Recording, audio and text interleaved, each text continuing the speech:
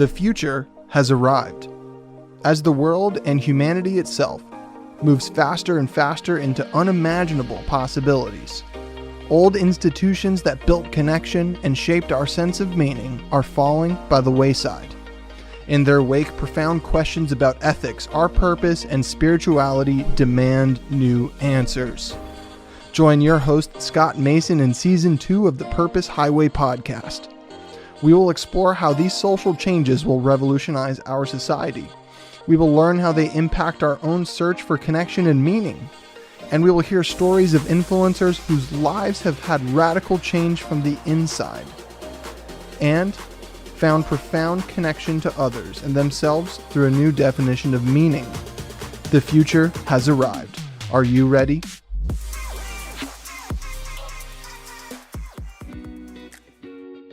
When you're racing down the Purpose Highway, we want to make sure you're healthy and happy every step of the way. That's why we're proud to partner with It's NOLA, 21st century plant-based healthy granola snack bites made with real ingredients and audacious flavor. It's NOLA crafts small batch hand-rolled granola balls that are vegan, gluten-free, and naturally low in sugar. It's NOLA's delightful bites come in 3 flavors: luscious cranberry coconut, sassy mango masala, and dark, decadent, chewy chocolate. It's NOLA is available to both individual customers and for wholesale accounts at itsnola.com. That's ITSNOLA.com. Guests on this show are already enjoying this delicious snack. Check out It's NOLA's website for yourself and find out how good it is.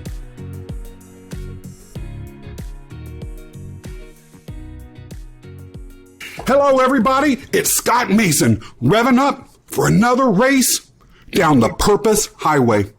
If you like what we're doing, be sure to subscribe and give us a thumbs up or a great review on Apple. Now, sitting next to me in the front seat today is Christopher Gilbert. Chris is an organizational development professional serving as a strategic facilitator and leadership and operations consultant. With an international clientele, he's worked with for-profit and nonprofit senior management at Fortune 1000 companies, government agencies, and NGOs in the United States, Canada, the EU, and in countries throughout Asia and Africa. Within the sphere of higher education, Chris has served as the COO for the Bainbridge Graduate Institute and on the faculty at the University of Washington, as well as in educational institutions in the United States, China, Switzerland, Iran, and the Russian Republic. He is additionally an award-winning author and speaker on the subjects of ethics, leadership, and global development. His newest book, The Noble Edge, Reclaiming an Ethical World One Choice at a Time, is, in my humble opinion, the book that the world needs now. It's urgent. And those of you who listen to or watch this show on a regular basis know I have never uttered words like that before. A lot of people seem to agree with me. It's already won a Literary Titan Gold Award, Body, Mind, and Spirit category.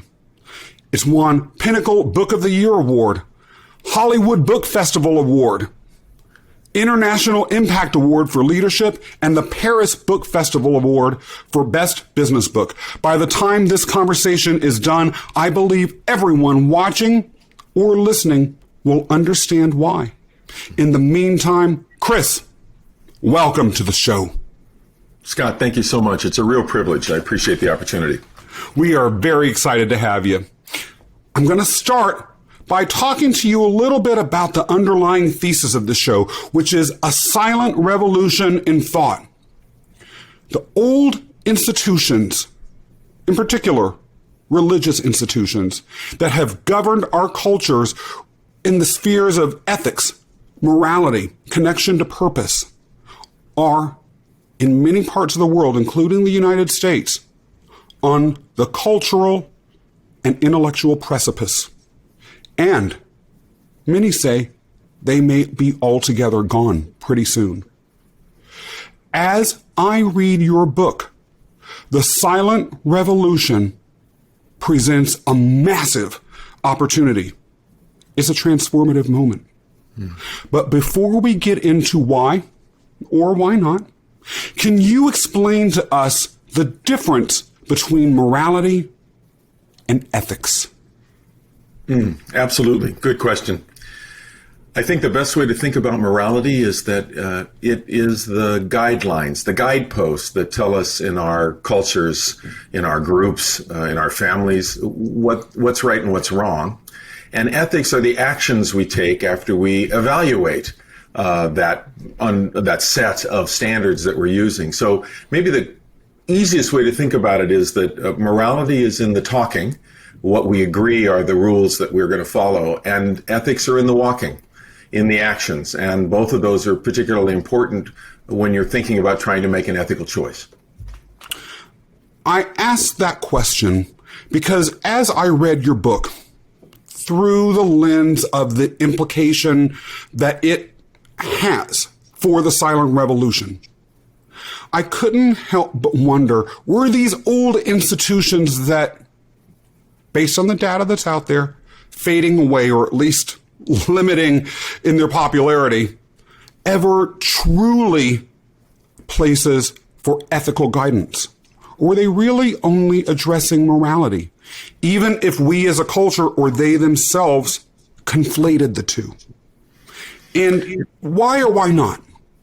Yeah, it's an interesting distinction, and I'm going to put this answer in the place of a continuum and looking at the capacities that we had. And if we go way, way, way back to different institutions, we talk about Socrates and Aristotle and all the rest of those far back when, their capacities are different than ours. And as organizations change their paradigms to meet the change in our capacities, they last. As organizations try to hang on to old rules and old ways of answering questions that don't make any sense anymore, they don't last. And I think a part of what we're witnessing, especially in this country, but I think around the world, are those organizations which are struggling to hang on to the power and influence that they have, even though, in a sense, their time has passed. It is, of course, that they could recognize that they could change their paradigms. And by the way, paradigms are the strongest truths that we use to understand the world, right? The lenses that we use to interpret.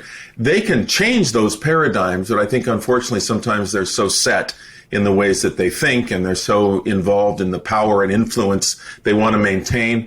They'll go to great lengths, sometimes quite tragic lengths, horrific lengths to try and maintain that power. And I think that's what we see around the world. So the optimistic side of that is that these organizations are going to have to change. And if they don't, as you're intimating here, they're going to disappear because they're no longer going to be able to answer the questions of the day that are about today and the future because they don't have the capacity to do that. Yeah.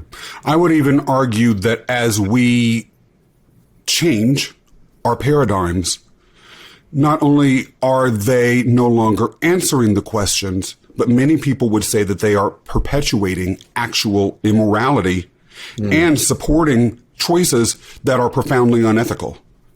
And I will say this, by the way, there's a bias here. I'm a member of the LGBTQ community. What more is there to say about that? But what are your thoughts? You can totally disagree with me.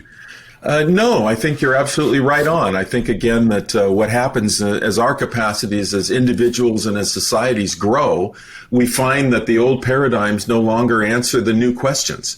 And so unless we can shift and find a new paradigm, and I'm not sure that's always a witting search, sometimes that's an unwitting search, unless we can find a new paradigm that answers those questions, we're kind of struggling with, okay, what does this new future look like? I don't have any answers because the organizations I've relied on in the past, be they religious or be they business or even perhaps family and community, aren't able to answer the new questions. So I've got to look for something new. And I think that's a part of what we've seen, especially over the last couple of years, as the older generation again wants to hang on to a leadership style, an influence, a set of information, and a set of what would be limited capacities for the next generations to maintain what it is that they have. And that doesn't work.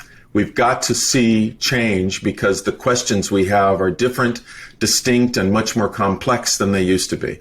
And I think if you look through history, you can see these, I call them, or I didn't call them this, but the author did, tipping points. And I think, as you mentioned in the intro, we're at a very interesting tipping point. And it's not just a regional one, a national one. This is a global tipping point, and it's coming at us in so many different directions. It requires us to think about new answers in new ways. So very interesting, and I think, again, very optimistic time, even though we see it's like the end of the end of the winter. This is the dirtiest, muckiest, wettest, leaves all over the place time, but spring is just around the corner, and that'll be a completely different season for the planet. And so this tipping point's a very, very important one. I love the optimism about that. One of the prior guests that we had on this show is a scholar by the name of Phil Zuckerman, and he studies the rise of the nuns and the increase of irreligiosity for a living. In fact, he founded the first secular studies program at a university in the world. And he similarly views this as a profound paradigm shift with opportunity and positivity right beyond the horizon, if we can make it through the convulsions that we're experiencing right now. But one of the things that he and I didn't get to talk about that I think you're differently positioned to address is the role of institutions within ethical decision-making as a whole. Perhaps I was thinking, as reading your book, we should never be relying on institutions at all to provide ethical guidance. After all, as you seem to point towards in the book, ethical decision-making is an individual choice where we have to struggle with and take upon ourselves the challenge of wrestling with these situations that we face and coming up with decisions for our own. Do you think that any institution ever can or should provide us with ethical guidance? I think rather than looking at it as providing us with guidance, I think what we can do is looking at it as providing us with example. So in other words, we remind individuals in the organizational work that our company does, NobleEdge Consulting, that people aren't in the organization, people are the organization. And that unless the leadership all the way down to the bottom in an organization are concentrating on that idea that people are the organization, they're going to fail because they begin to treat people in a different way. And we see this happen all the time, of course. So I think the idea that organizations can provide some mileposts, some examples, and help us understand a little bit better what it means to put ethics and sustainability and social responsibility in the forefront of the things that they do rather than way in the background or not at all. In a sense, it teaches us that we too can be just as productive, maybe more profitable and more productive if we are concentrating on the relationships around us and building trust rather than eroding trust. I love it. One of the things that you did in that answer was begin to move the conversation towards leadership, whether in business or in other spheres. And as I read your book, in particular your definition of ethics, which we'll talk about in a second, I could not help but be impacted by one particular thing that you said that rang a bell with something I say. For years, my mantra has been, anytime you take an action that impacts the lives of others, you're acting as a leader, whether you like it or not. You're a leader. So we're all leaders. It's up to us as leaders to take ownership of our actions. Does that definition of leadership sound eerily familiar to you? It does, because it's so close to the definition of ethics. Absolutely. You're a brilliant man, Scott. Well, I must have just psychically heard what you said and come up with that on my own, but or through your waves. I think that you can take a look at great leaders, the leaders that have influenced in very positive ways and moved us forward, and the leaders that really haven't. And the way I like to think about it, and again, this is when we're working with leaders, whether they're in profits or nonprofits organizations or even community and government, I remind folks that, mediocre leaders want to be right. And it's the great leaders that want to know or find the truth, which I think puts the last number of years in perspective. And that's the goal of leadership, is to find the truth. And in finding the truth, you're building trust with one another, trust with the outside world, clients and customers, if you're thinking about it from an organizational perspective. But I love the way that you've encapsulated this idea, because my definition of ethics is it's any choice that you make that has an impact on others now or in the future. And I'm not sure I'd really thought about it from that direction, that every time you're making that choice that has an impact, and don't we make them every single day, often without realizing that we're doing that, which is part of what my book's about, is raising that awareness. We are in a position of leadership. Certainly if we're talking about our family or those that we're influencing around us, again, by example, like I've talked about with organizations, you're creating an example. And if you're concentrating your ethical choices on that distinct point of building rather than eroding trust and trustworthiness, then you're better off and the world is better off. And as the world is better off, you're better off. It's sort of our dual moral purpose in life, is to create communities that help us flourish. So I think your definition of leadership is a very interesting one. I've got to think about that. I would love to hear what you think about it. I also thought your definition of ethics was powerful, and it really spoke to me, because I personally feel that we separate ourselves from the definition and the identification of ourselves as leaders too often. We're really acting, in my opinion, as leaders all the time. It's easy to say, I'm not being a leader. I'm just following XYZ. That person was the leader. I'm just the follower. And abdicate the areas of responsibility in our lives that true leadership brings, if we're really to accept that we act as leaders more often than we perhaps are comfortable recognizing, which goes as to a powerful quote that you use throughout your book that I will recite right now. The tallest shadow always falls from the top. If my thesis is correct, and we're all leaders, the impact of that statement is that there is a profound burden, ethical or leadership-wise, on all of us. Do you think, Chris, that the masses are ready to hear this? In my different presentations, keynotes, even the consultation work that we do, I think people are starved for solid ground to make good choices, good ethical choices. And it's one of the reasons I think we see some of the groups that commit some heinous acts under the rubric that it's going to be better for the world, or we're going to be better off. Looking at Afghanistan lately is probably an interesting example of that, where people are so starved to have a better answer and to understand life in a better way, they'll wind up doing very heinous acts, thinking that that's the direction upon which they're going to move. And it's the idea that they'll eat or drink sand because they're thirsty enough. And I think on one hand, that's a terrible place for folks to be, to have that kind of be on that sort of a spiritual diet or starvation diet of the soul, that they can't think more critically about who it is that they're following and what the actions are. And again, while my book doesn't necessarily directly point itself at this, what I'm saying, the idea here is that we as individuals wind up making the most important ethical choices every day on a daily basis. Many of those choices, by the way, we don't put on an ethical radar radar screen. We're just saying, I'm going to do this and I'll rationalize it because it works for me. And that, by the way, is the same thing that the larger, higher profile leaders wind up doing too. Nobody walks into a corporate boardroom and says, hey, all those in favor of hurting the consumer, making a lot of money while we do it and then getting away with it, please raise your hands. You know, and ethical choices in most organizations isn't made that way.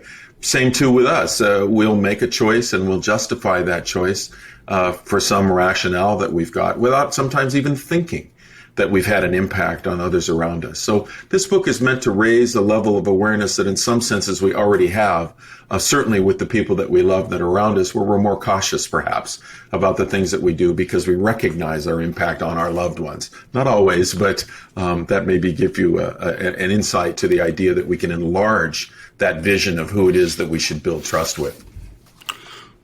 A few minutes ago, you, on the side, mentioned the leadership that the United States has had for the past few years. One of the things that I found compelling about your book was that when it came to looking at leadership and the ethical stances that the United States has taken vis-a-vis that leadership, you actually were quite bold. Interestingly enough, Phil Zuckerman, the scholar who has been studying the decline in religiosity, who I mentioned earlier in the hour, when we discussed why, from a data perspective, there has been this dramatic increase in irreligiosity throughout the United States, the leadership that the United States has had, and I'll just call it out here, under the Trump administration, has been, in young people, one of the reasons why irreligiosity is going up, because the most vocal religious segments in the United States have aligned themselves with people who are transparently unethical. And so it drives people away from religion. At the same time, I want to talk to those, and I strongly believe in this, who might be aligning themselves with people like Donald Trump or administrations like that because they feel as though their paradigm is under fire. That these old ways that you and I have been discussing about earlier in the hour that are shifting, they're not ready for, they're not comfortable with, they frighten them. One of the ways that it manifests in the United States, and it still carries a lot of cultural currency and legal currency, quite frankly, is the idea that if someone has a deeply held religious belief, we're obligated to not only respect that deeply held religious belief, but even excuse the holder of that belief from certain civic or legal obligations. Reading your book and thinking about how you frame the various alternatives to an other-centered ethical framework, am I correct in you arguing that this mentality, that holding a deeply held religious belief, excusing you from legal or civic obligations, while intended to maintain civility and cohesion within a culturally diverse society, actually may be contributing to the fragmentation of it? Yeah, without speaking to that directly in the book, I mean, the book doesn't speak directly to that. I think the book is full of examples where individuals are supposed to take on a mantle that has to do with their understanding of the idea that we're all leaves on the same tree. The idea that somehow or other we can separate our branch from another branch and cut those leaves off or cut that branch off, which you see in some of these organizations that you're talking about, is absurd because we all come from the same rootstock. And so while we have different capacities as humans, we're all part of that same tree, that same culture, that same garden, if you will, of diverse plants that all require the same kind of nurturing. I think, as you speak of in your question, I think individuals give up a certain power to the institutions around them. I don't know whether that's out of a lack of curiosity, whether it's a laziness, whether it's just a sense that tradition is more important than anything else. But the book is really meant to empower people to begin to think about the way that they make choices in a different way. And that we need to enlarge an understanding of who it is that we impact when we make those choices. Probably the most powerful tool in the book is this idea of the moral ladder. And we start off at the lowest rung of that ladder with thinking, okay, I'm making an ethical choice and the outcome is all about me.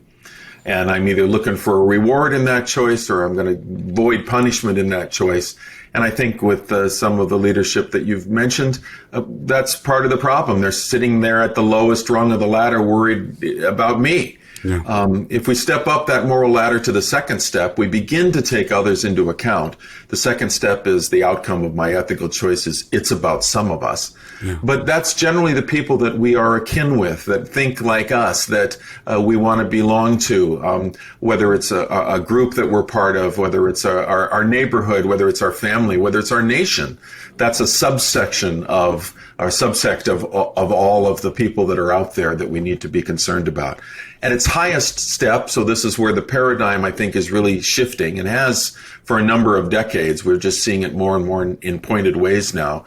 The third step is it's about all of us. So the outcome of my ethical choice, whether you're talking about me, the individual Chris Gilbert, or our nation, the individual nation in the world, the outcome of our choice is about all of us. And if we reach that step, we actually begin to create or impact that world in positive ways that then come back and have a reflection and are more positive for us as individuals or as an individual nation to flourish. And so I think that sense of it's about me, it's about some of us, it's about all of us. You can look at every ethical choice that's made by an individual, and of course I say organization, but organizations are made up of individuals. Right. Government, same thing. You can look at every ethical choice that's made from that perspective. And if you can't make a choice on a higher rung, at least if you've got that tool, you can reflect on it and go, well, why wasn't I at the highest rung of the moral ladder when I made that last choice, right? Because we walk it up and down that moral ladder all the time, mostly in the small choices that we make. So if you can begin to have that seep into your thinking process about the way you make choices, some of the things that you see happening with organizations and people following those organizations will fall away because it becomes, they're sort of self-declining. They just continue this pattern of not moving beyond something and being in a place now where, for instance, national sovereignty becomes obsolete. Yeah. And it's global sovereignty that begins to take over. And that's beginning to happen in so many different ways. One way that people break out of what you might call guild-based ethical decision-making paradigms that are characteristic of that second rung of the ladder is by thinking about ethics and morals in terms that aren't limited to the specific doctrine of that particular guild. And by guild, you meant, as I understand it, a affiliation or group that you're part of, in simplest terms. Yeah. They will frame the moral actions, decisions, or even outcomes in terms of broad-based, seemingly universal terms such as good and evil. Mm-hmm. However, one of the other things that was striking about your book was that you challenged good and evil as frameworks for viewing ethics comprehensively and thoroughly altogether. And I'll say this, I'm a New Yorker, I'm a 9/11 survivor. Mm-hmm. So this example spoke to me personally.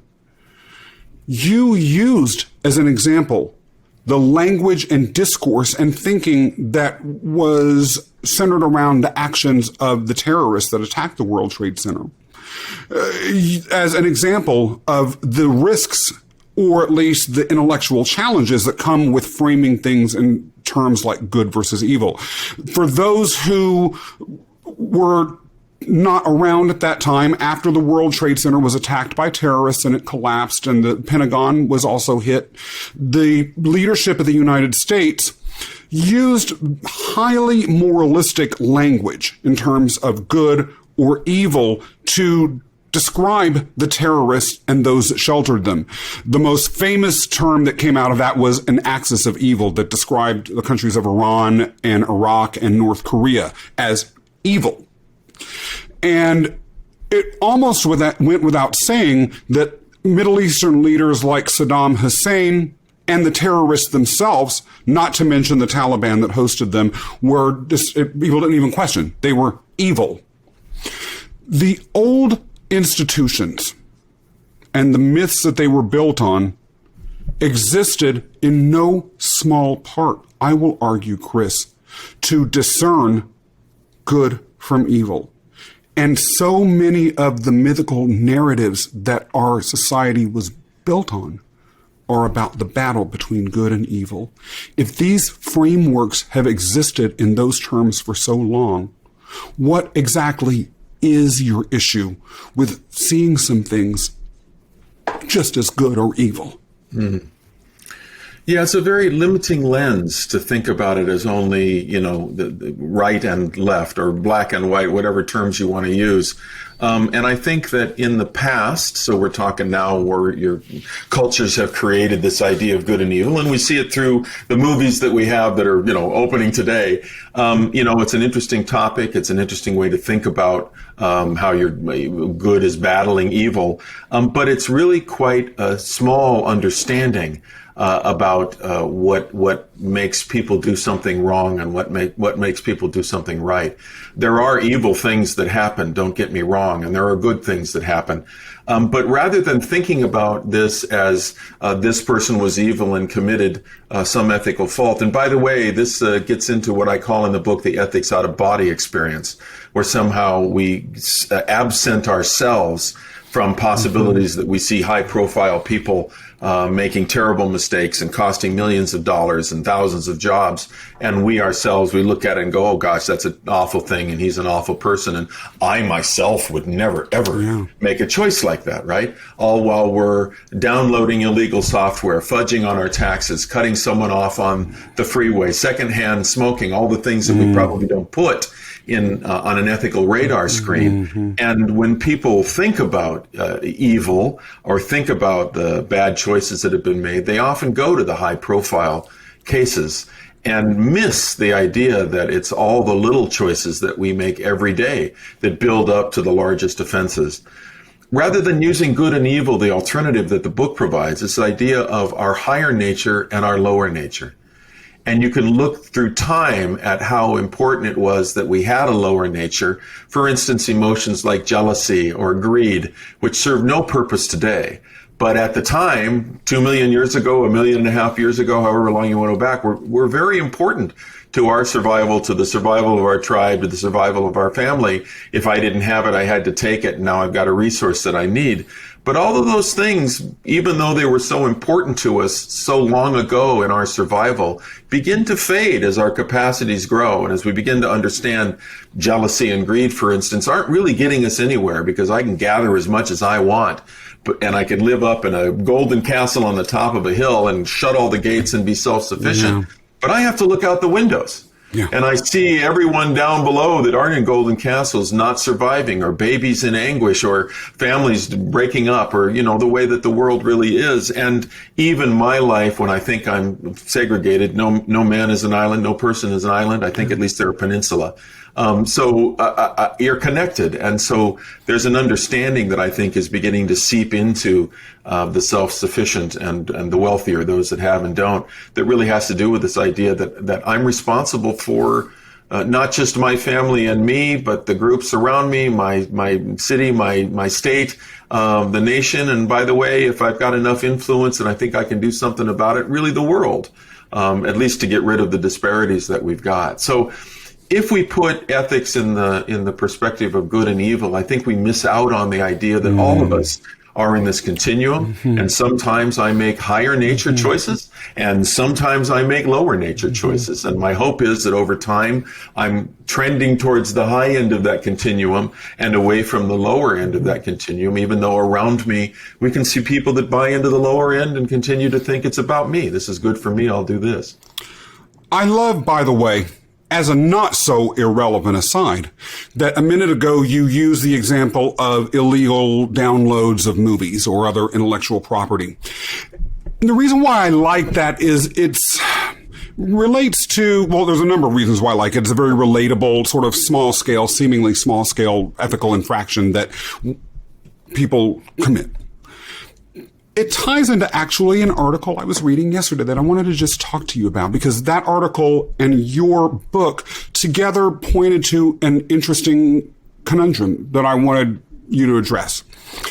So there's a great online magazine called Stereo Gum, and it's about pop music. And every 3 times a week, there's a fantastic critic who has a column called The Number Ones. And he started in the 50s, and in his column, he gives a lengthy review of a number one single, and he goes through them all in order. And they include things like his feelings about the song, the history of the artist, the history of the song itself, and the music video, and all of that. He's in the 1990s right now. And one of the things that he mentioned in Wednesday's column, the day before this was recorded, was that something happened in the 1990s. Illegal downloading didn't happen in a vacuum. What happened was that the record companies stopped selling physical singles. Instead, they tried to force consumers to buy entire albums that had one good song and then a whole bunch of garbage. And for a while, the public was able to do it, or was forced to do it, and they did. But the minute the technology arose that enabled them to illegally download, almost as a revolt, they began to do so en masse until the music industry got itself together. And really, one could argue it never really has gotten itself together since then. And the reason why I thought that was interesting and relevant, not just that it involved music downloading, but it went to the idea of revolt. That was a small scale, at least theoretically, not physically damaging revolt. It was an economic revolt that occurred. But then I began to think, well, what about bigger revolts? What about things like the French Revolution? What about things like slave revolts? One of the things that you challenge the reader on in your book are actions that occur due to circumstances that are dire, that do hurt others.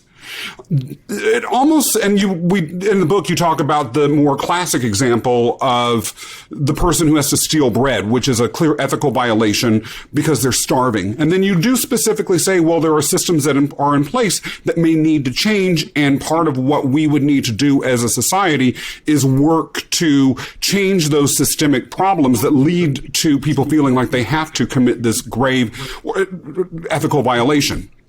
However, if you said earlier today, those that are in power and vested in the current structures and have entire ethical systems to support what they have, and we all have an obligation to behave as ethically as possible, how can we or should we not justify revolts? Are you saying that for instance, Nat Turner, a slave that revolted in the South against his owners, was actually ethically problematic?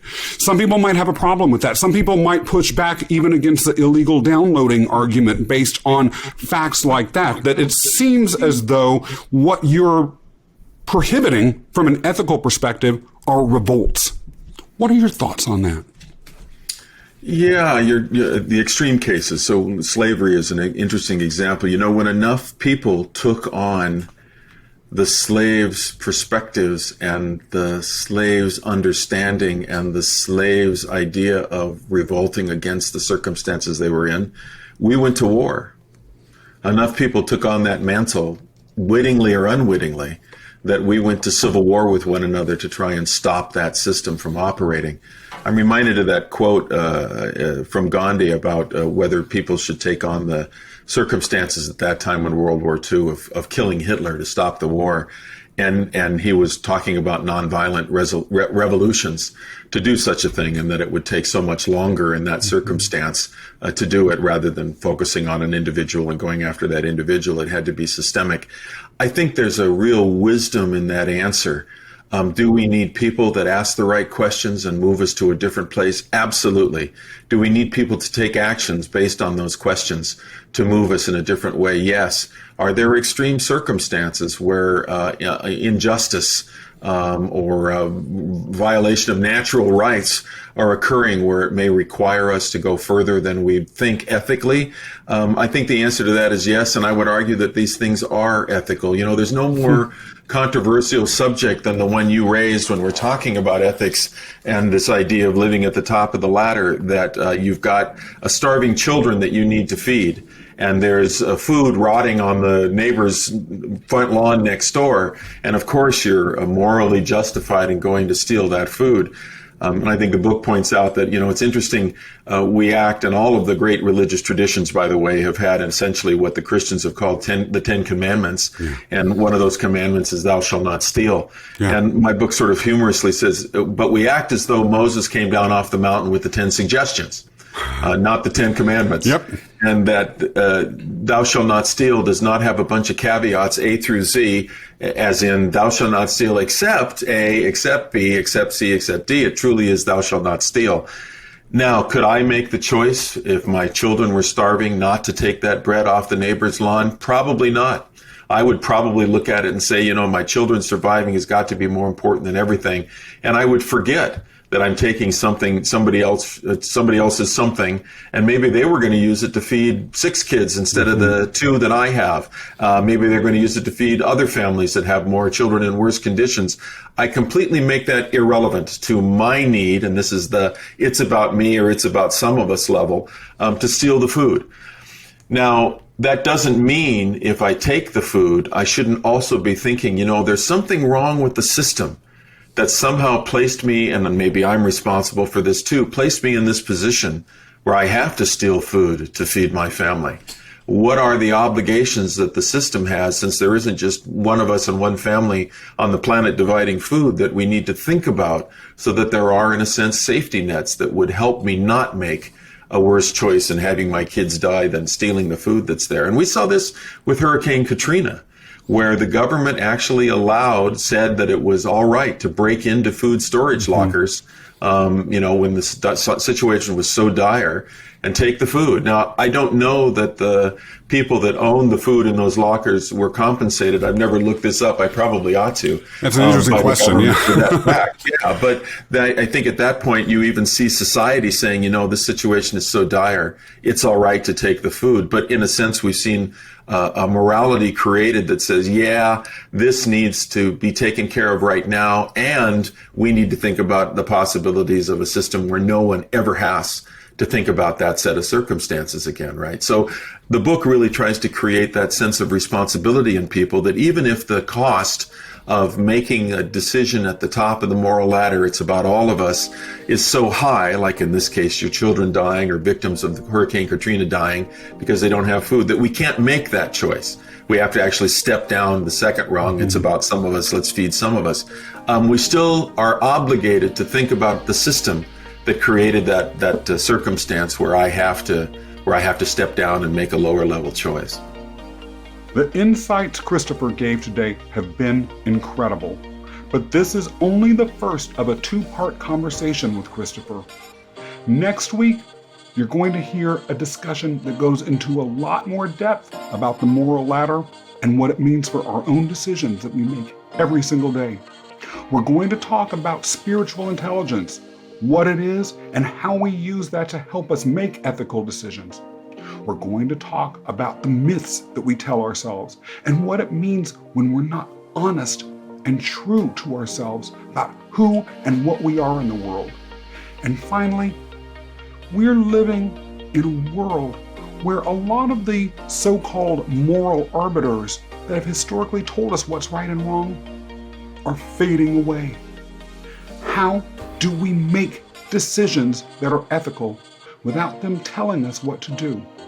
It's going to be an incredible episode. We look forward to seeing you for yet another ride down the Purpose Highway. When you're racing down the Purpose Highway, we want to make sure you're healthy and happy every step of the way. That's why we're proud to partner with It's NOLA, 21st century plant-based healthy granola snack bites made with real ingredients and audacious flavor. It's NOLA crafts small batch hand-rolled granola balls that are vegan, gluten-free, and naturally low in sugar. It's NOLA's delightful bites come in 3 flavors: luscious cranberry coconut, sassy mango masala, and dark, decadent, chewy chocolate. It's NOLA is available to both individual customers and for wholesale accounts at itsnola.com. That's ITSNOLA.com. Guests on this show are already enjoying this delicious snack. Check out It's NOLA's website for yourself and find out how good it is.